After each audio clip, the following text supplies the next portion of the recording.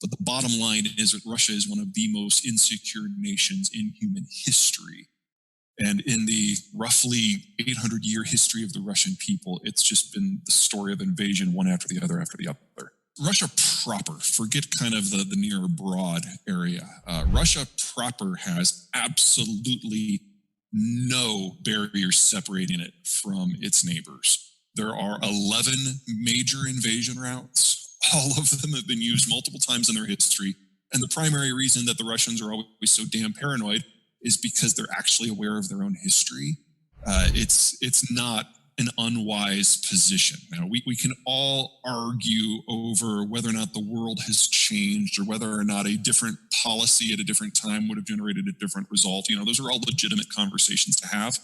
But the bottom line is that Russia is one of the most insecure nations in human history. And in the roughly 800-year history of the Russian people, it's just been the story of invasion one after the other after the other.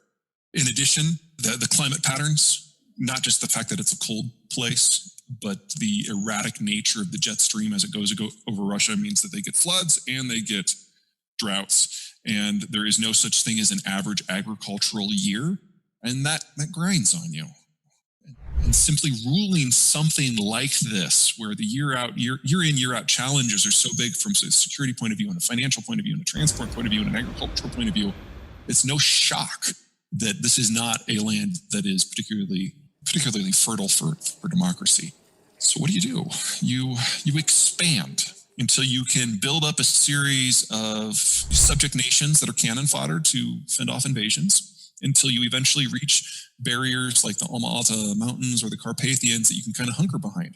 And the reason that the Soviet Union was a superpower is because they were able to do that in the closing days of World War II.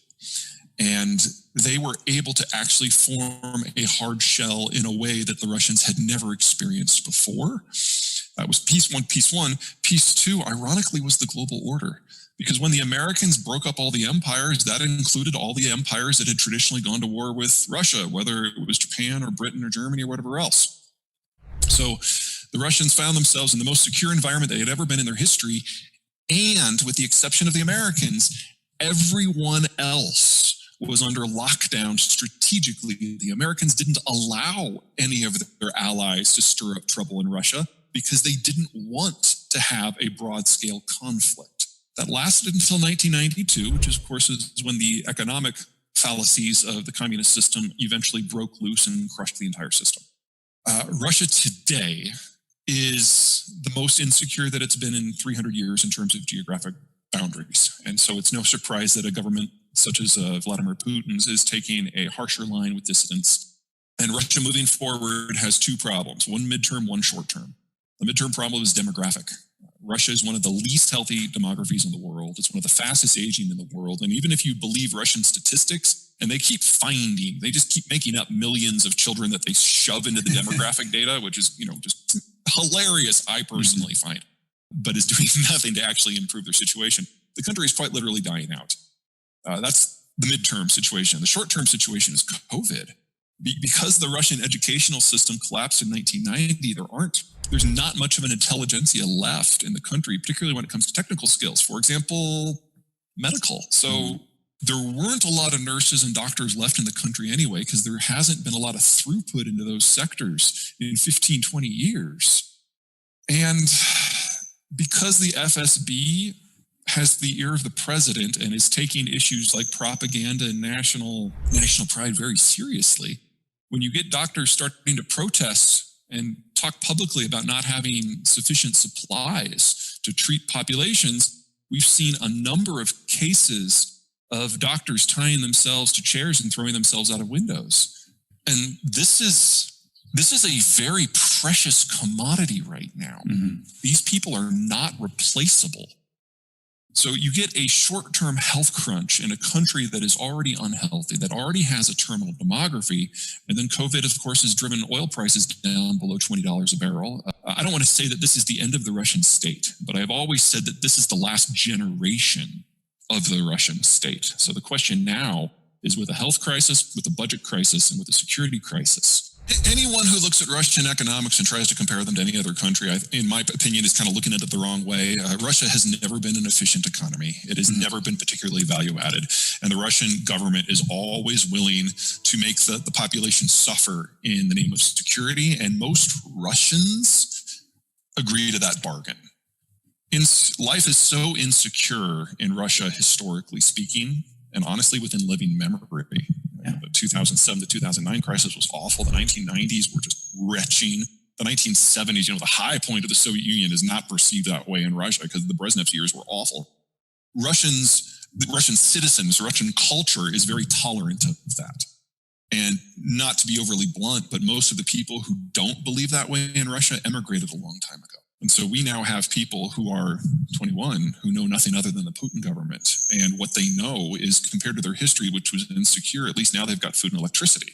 It's hard to argue with that. It's not that these people have been brainwashed. It's that they actually understand the situation that they're in. Moving forward with defense, the Russians have some new stuff that is very good, world class. And then they've got a lot of really, really, really, really, really old stuff that dates back to the 80s or before. How they would do in a real war is an open question, but you've got to compare it to the countries that they'd likely to be fighting. Sweden only has 9 million people. So a one-on-one war there, that's not even worth considering. And it's not like Sweden's going to invade Russia. Germany, that could get interesting, but the Germans have to rebuild first. That's going to take a few years. Turkey's probably a more likely candidate, but that conflict is more likely to happen in places like Syria or Georgia. And honestly, the Russians can't power project there. So it would just be, if we got involved, if we had a Turkey, Russia dust up in Syria right now, the Russians would be just humiliated because they honestly, the Turks would probably make their troops walk home. It would just be catastrophic. And then the only other candidate really is China. And the Russians have made it very clear that if it turns into a military conflict between China and Russia, the Russians won't even attempt to meet them tank for tank or plane for plane. They'll just nuke Beijing. So it's not a great picture, but all things considered, it's about as stable as it can be for now. I'm far more concerned about an internal Russian breakup for the next 10, 15 years than I am about somebody actually invading. And honestly, Putin is probably going to be the last president this country ever has. He's relatively healthy, particularly for his age, particularly compared to the Russian population. And he has deliberately and repeatedly purged his own ranks so that anyone who has any ambition and leadership ambition is removed aggressively.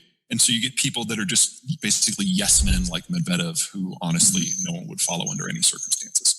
Or Igor Sechin, who everybody loathes, and so who could never rule because Igor Sechin doesn't even have his own inner circle because Putin is purged.